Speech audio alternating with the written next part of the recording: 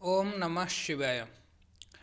अद्य अस्माकम् आलोच्य विषयः अस्ति चाणक्यनीतिशास्त्रस्य द्वितीय अध्यायः। अत्र किं कथ्यते? श्लोकं पश्यामः। श्लोकं लिखितम् अस्ति, अनृतं साहसं माया मूर्खत्वमतिलुब्धता असौचस्त्वं निर्दयत्वं स्त्रीणां दोषाः स्वभावजाः। अत्र अपरं च वारं पठामः। तत्र किं लिखितं वर्तते? अनृतं साहसं माया मूर्खत्वमतिलुब्धता असौचस्त्वं निर्दयस्त्वं स्त्रीणां दोषाः स्वभावजाः।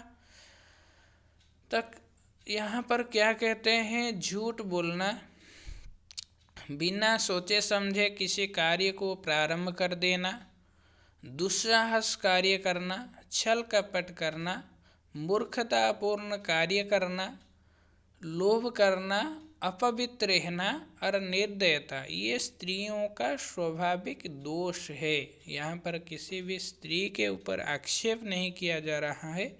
ये जो दोष है ये सामूहिक दोष है।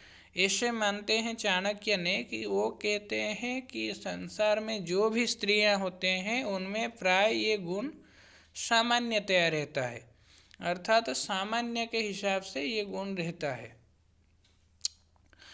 इसी के हिसाब से यहाँ पर कहते हैं क्या न अनृतं साहसं माया मूर्खत्वमतिलुब्धता असौचस्त्वं निर्दयस्त्वं स्त्रीणां दोषाः स्वभावजाः। अन्य किम् अस्ति? द्वितीय श्लोक तत्र वर्तते। द्वितीय अध्यायस्य द्वितीय श्लोक दूसरे श्लोक में क्या कहते हैं? भोज्यं भोजनशक्तिश्च रतिशक्तिर्वरांगना विभवो दानशक्तिश्च नाड़पस्य तपसः फलम। अर्थात यहाँ पर एक तपस्वी, अच्छे तपस्वी के फल के बारे में कहते हैं कि क्या होते हैं? भोजन के अच्छे पदार्थ का प्राप्त होना और उसे खाकर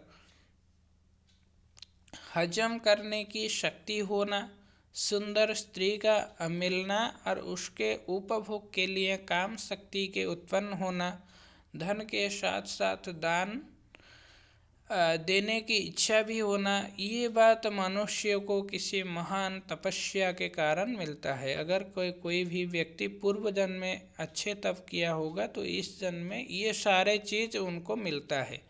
जैसे कि भोज्यं भोजन शक्तिश्च रति शक्तिर्वरांगना विभवो दान शक्तिश्च न अल्पस्य तपसः फलम।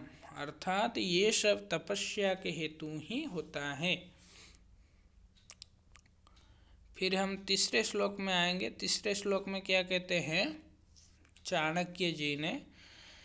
यस्य पुत्रो वशीभूतो भर्या छंदानुगामिनी विभवो यस्य संतुष्ट तस्य स्वर्ग यही वही। अर्थात एक जीवित व्यक्ति का स्वर्ग के बारे में यहाँ पर चाणक्य ने बताते हैं। क्या बताते हैं?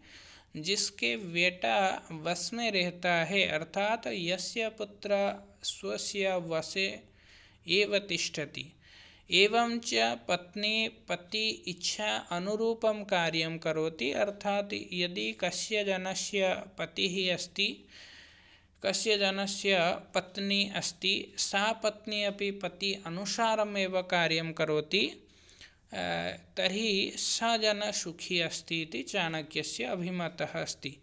और जो व्यक्ति धन के कारण पूरी तरह संतुष्ट है, जितना भी धन है उतनी ही धन में जो संतुष्ट है, उसके लिए पृथ्वी ही स्वर्ग के समान है। अर्थात इसको स्वर्ग की कामना पृथ्वी से ही मिलता है।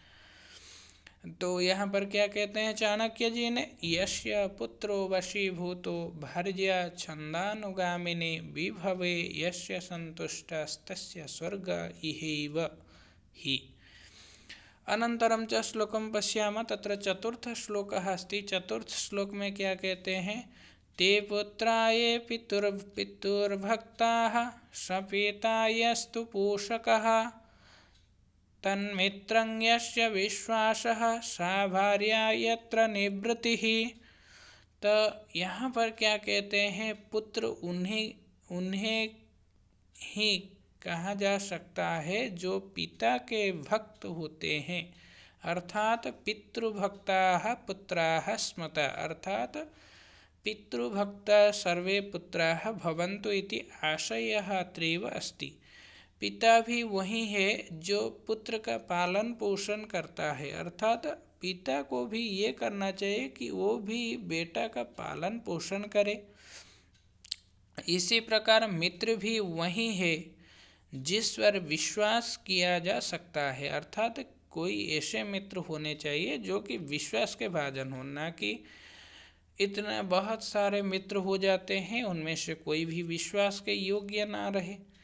इसी के हिसाब से अगर हम देखें तो वो भी मित्र जो होंगे वो विश्वास योग्य मित्र होना चाहिए।